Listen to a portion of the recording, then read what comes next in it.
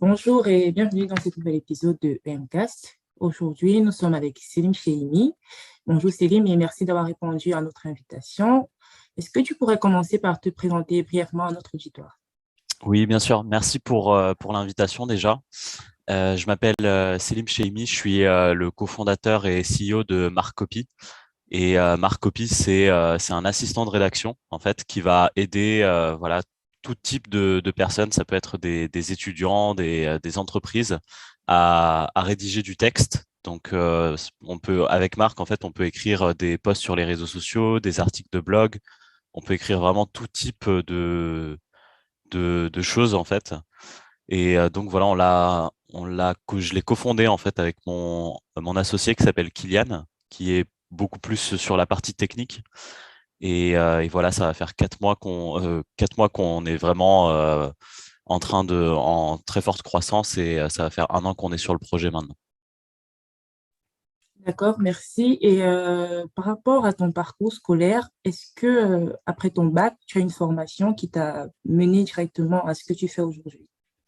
Ouais, carrément. En fait, c'est d'ailleurs comme ça que j'ai rencontré mon cofondateur. On a fait les mêmes études, donc on a fait des études d'ingénieur en informatique.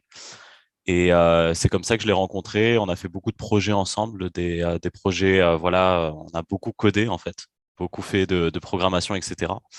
Et on s'est toujours dit qu'on allait monter une entreprise. Et donc voilà, ça nous a mené, en fait, nos études nous ont mené à faire ce projet aussi. D'accord. Si ton coéquipier, lui, il est chargé de la partie technique, du coup, toi, tu es chargé de quelle partie principalement? Alors moi, je suis chargé de la partie vente, marketing et aussi bon après tu vois dans une startup, il y a beaucoup de management à faire.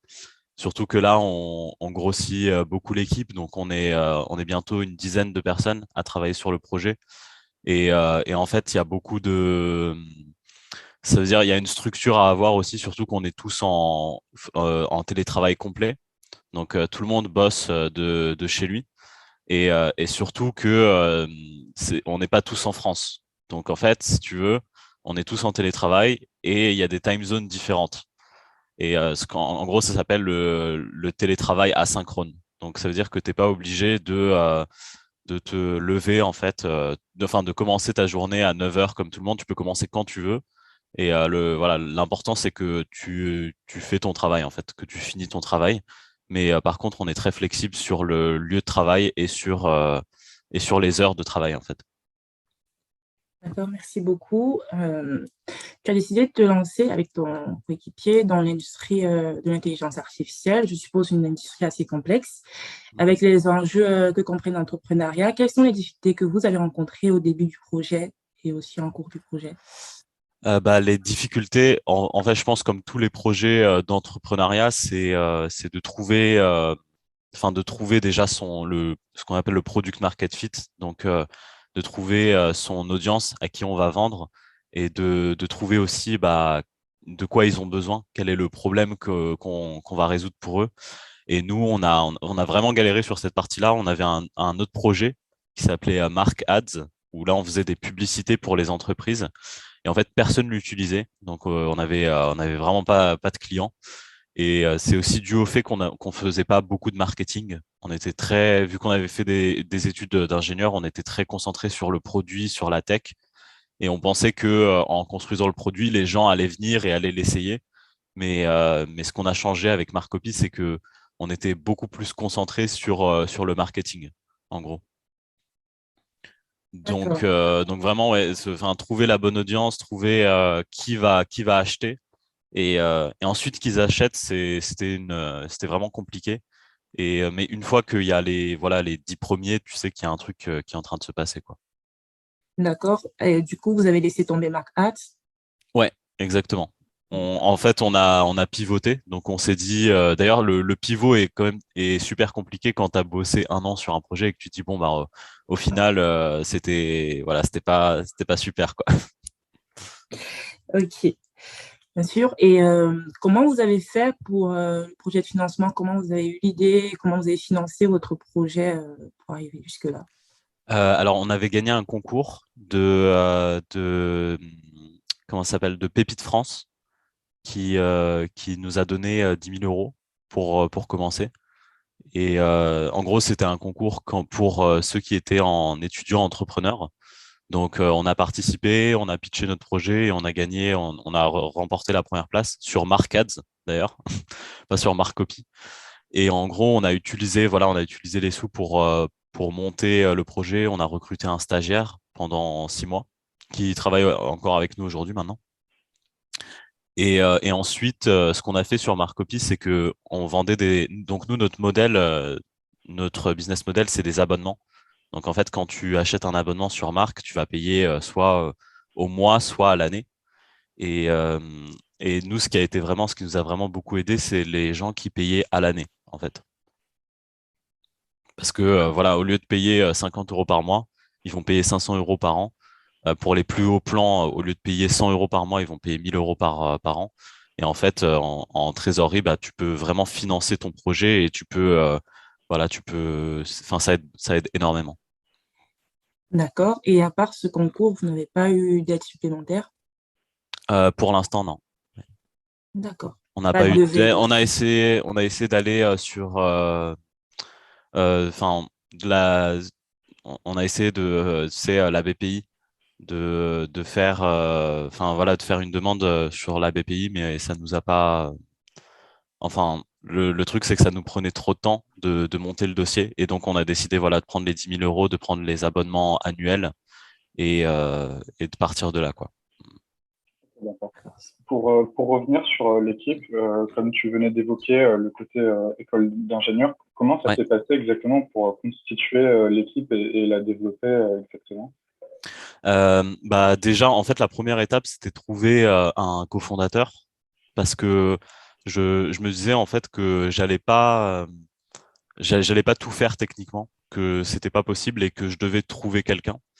Et en fait, quand moi avec mon associé qui s'appelle Kylian, on s'est toujours dit qu'on allait monter un projet, mais au moment où tu dois trouver un cofondateur, c'est pas ça veut dire, j'ai pensé à Kylian, mais il était à l'étranger et c'est pas directement enfin, le plus évident de demander. Et en fait, j'ai commencé à pitcher le projet à plein de gens de l'école d'ingénieurs et aussi dans des salons. Donc, je suis parti dans des salons, j'ai pitché le projet à beaucoup de monde en fait. Et la réponse était toujours la même. Bah, enfin, ça va pas être possible. Et en plus, les gens, tu leur fais pas vraiment confiance parce que tu les connais pas. Et, euh, et donc voilà, il y en a d'autres aussi qui m'ont demandé des salaires. Donc ils m'ont dit, voilà, je veux bien bosser sur le projet, mais par contre, je vais être payé tant. Et quand tu commences un projet, en fait, tu sais très bien que tu vas pas être payé avant que la startup soit rentable. Donc voilà, c'était vraiment très compliqué. Et à la fin, en fait, quand j'ai pitché à tout le monde, je me suis dit, non, mais il y a personne et personne à qui je peux faire confiance, en fait. Et enfin, Kylian, voilà, c'était le choix. Ça m'est tout de suite venu en tête, en fait. J'y avais pensé, voilà, depuis le début, mais je lui ai proposé, je lui ai envoyé un SMS et ensuite, le soir même, on était en train de bosser sur le projet. Donc, et voilà. Et surtout, il m'a dit que en fait, c'était normal de pas enfin, de pas se rémunérer avant que le projet marche. Donc, du coup, et c'est quelqu'un que, voilà, j'ai enfin, toute confiance en lui. Donc, c'était le meilleur truc pour faire le projet. Et ensuite, on a bossé avec Kylian pour trouver enfin voilà, pour trouver les bons profils. Donc, on a eu notre premier stagiaire. Ensuite, on a développé notre équipe marketing. Et là, on est en train de développer notre équipe vente. Donc voilà. Et on a des gens qui vont nous rejoindre très bientôt aussi. Le premier stagiaire, lui, il avait vraiment un profil technique, c'est-à-dire il t'a fait sur le côté technique et pas sur le management, le marketing et tout. Ouais, ouais, exactement. Parce que en fait, au début, surtout en SaaS, donc en logiciel, le plus important, c'est de monter le produit. Et donc, nous, en fait, c'était le premier profil dont on avait besoin pour monter notre MVP, donc la première version de notre produit, et pour commencer à la vendre.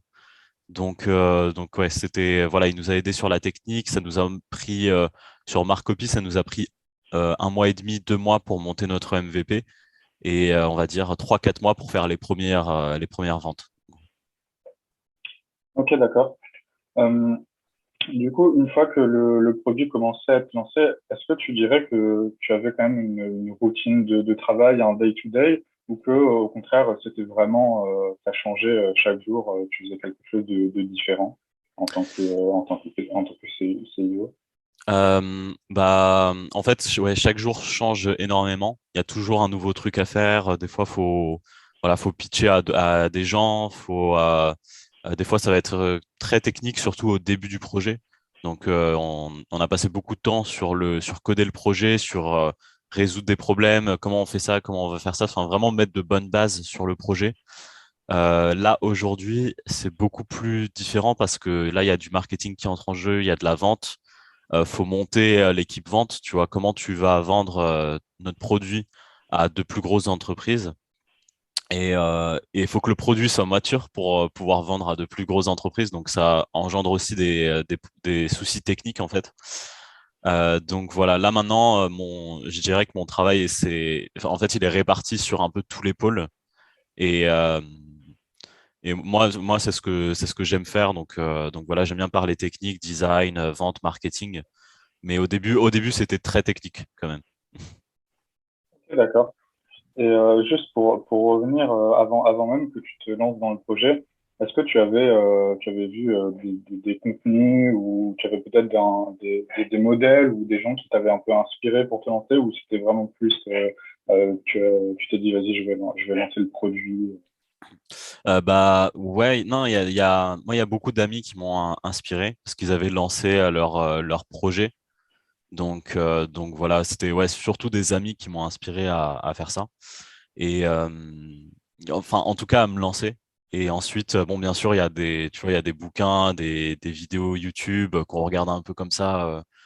Tu vois, enfin, la journée, tu bosses sur ton projet et le soir, généralement, tu vas te renseigner, tu vas regarder des tutoriels, des articles, comment tu peux faire ça, ça et tout. Donc voilà, mais il n'y a pas vraiment. Enfin, après, on a tout découvert en faisant en fait, en faisant le projet.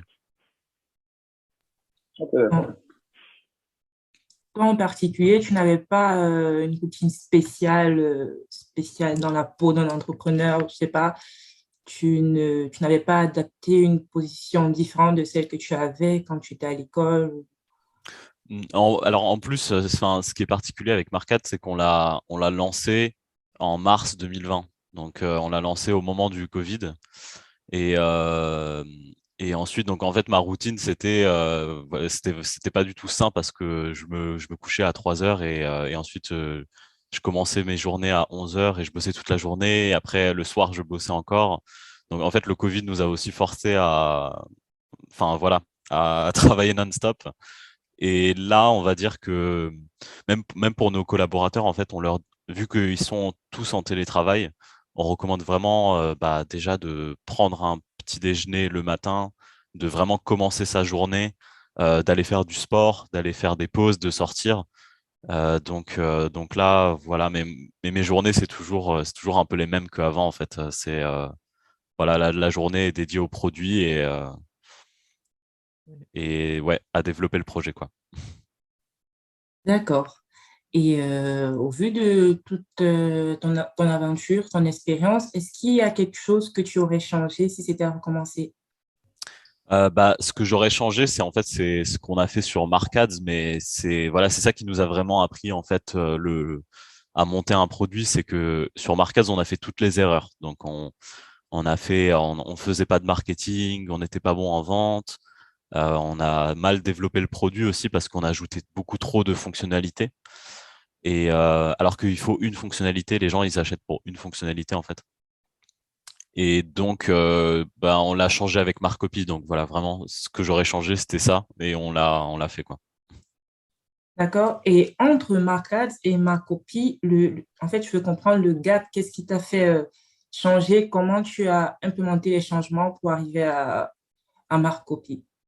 En fait, on est vraiment parti d'un projet enfin, d'un nouveau projet, donc de zéro, et on a recommencé tout le code, c'est comme si on recommençait un nouveau projet, en fait. Et au moment de pivoter, on s'est dit, enfin, on voulait pas vraiment lâcher Marcads. mais on savait qu'on devait basculer sur Marcopy. Donc, Marcads tournait voilà, en autopilote. Et ensuite, on est passé directement sur Marcopy. Et on voyait que bon, Marcopy, ça avançait bien. Et à un moment, je me rappelle, parce qu'on était dans un autre incubateur avec notre stagiaire qui s'appelle Ali à l'époque et Kylian. Et à un moment, Ali nous demandait, bah, maintenant, on fait quoi pour Marcads? En fait, on a tous rigolé parce qu'on s'est dit, bon, bah, on sait très bien que voilà, Marcads, c'est fini, quoi. Ok, Bien, j'ai une petite question un peu moins sur le fond. Donc, on a Selim et Kylian, mais je remarque que cette racine dans les noms des deux projets marque. Je me demande un peu, ça vient d'où? Le marque ad, le marque copie. Alors, Marc, bon, déjà, c'est Marc, le nom du projet. Et après, on a rajouté ads parce que c'est plus facile pour les dépôts de marque et Marcopy, pareil. Et en fait, ça vient d'où? Ça vient de mon meilleur ami qui m'a dit, en fait, quand tu veux lancer ton projet, le nom de ton projet doit être facilement prononçable. Donc, 4 lettres. Et marque, en fait, ça peut être prononcé partout. Donc, tu marques, voilà, tout le monde peut dire ça. Aux US, tu peux dire ça. C'est hyper facile à prononcer. Et ensuite, c'est aussi le début de marketing. Donc, Ah, euh, ok. donc ça vient de là. parfait. Aujourd'hui, est-ce que tu aurais des conseils à donner à quelqu'un qui veut se lancer dans l'entrepreneuriat, dans la même industrie que toi ou pas? Est-ce Euh, que tu aurais... bah, je pense que nous, ce qui nous a aidé, en fait, c'est de vraiment définir ce qu'on voulait depuis le début. Donc, parce que de faire ce travail de définition de ce qu'on veut faire et où on veut être, ça va définir tout le projet, en fait. Et aussi les moyens de financement, tout ça. Par exemple, un projet solo, c'est très différent d'un projet avec des associés, avec des employés.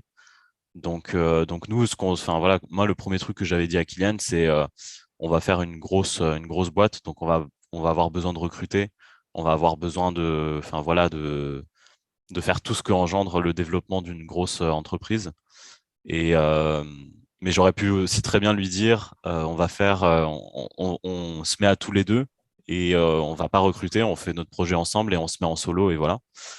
Et aussi euh, ouais, non, voilà, je pense que faire ce travail de définition, c'est important parce que ça va mettre beaucoup surtout, enfin, moi, je trouve, j'aurais pas pu le faire sans Kylian parce que, voilà, il faut un cofondateur, surtout dans les moments qui sont compliqués. C'est important d'avoir quelqu'un qui est là pour s'écouter, tout ça.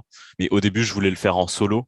Donc, j'avais un autre projet qui avait raté et je le faisais tout seul. Et c'est beaucoup, beaucoup plus compliqué parce que tu dois te lever. Tu vois, c'est à toi de te mettre tes propres, enfin, de te dire, bon, bah, aujourd'hui, je vais bosser tant, alors que tu sais que tu peux pas bosser. Mais quand tu vois ton associé qui est en train de bosser, tu te dis, bon, bah, moi, il faut que je m'y mette aussi. Donc voilà, ça aide beaucoup. Donc je dirais, ouais, déjà définir ce que vous voulez et avoir un associé, un cofondateur, ça aide énormément. Deux ou trois, hein, mais deux, c'est bien. Et ensuite, aussi de trouver qu'est-ce qui fonctionne en fait, qu'est-ce qui vous plaît aussi, je pense que c'est important. Parce que nous, voilà, on aime beaucoup travailler sur le logiciel, ça nous convient parce qu'on a fait des études d'ingé, et on a beaucoup programmé, mais il y a énormément de projets qui sont à faire et peut-être qu'il y a un projet qui va vous convenir parce que enfin, vous avez un passif avec. Et voilà, je pense que généralement, en fait, enfin, des entrepreneurs que j'ai vus qui ont monté leur projet, généralement, ils ont toujours un passif avec l'idée. C'est jamais où il y a un moment, il y a eu un déclencheur dans leur vie qui a fait qu'ils vont monter le projet. Enfin, c'est pas juste surfer sur une vague ou juste faire ça parce que c'est à la mode ou quoi. Ils ont vraiment un passif avec le truc et donc je pense que ça, voilà, c'est des choses qui définissent un projet. D'accord, merci beaucoup, Céline. On touche à la fin de notre interview. Est-ce que tu aurais quelque chose à rajouter? Bah non, écoute, c'était super intéressant. Bah, merci à vous pour les questions.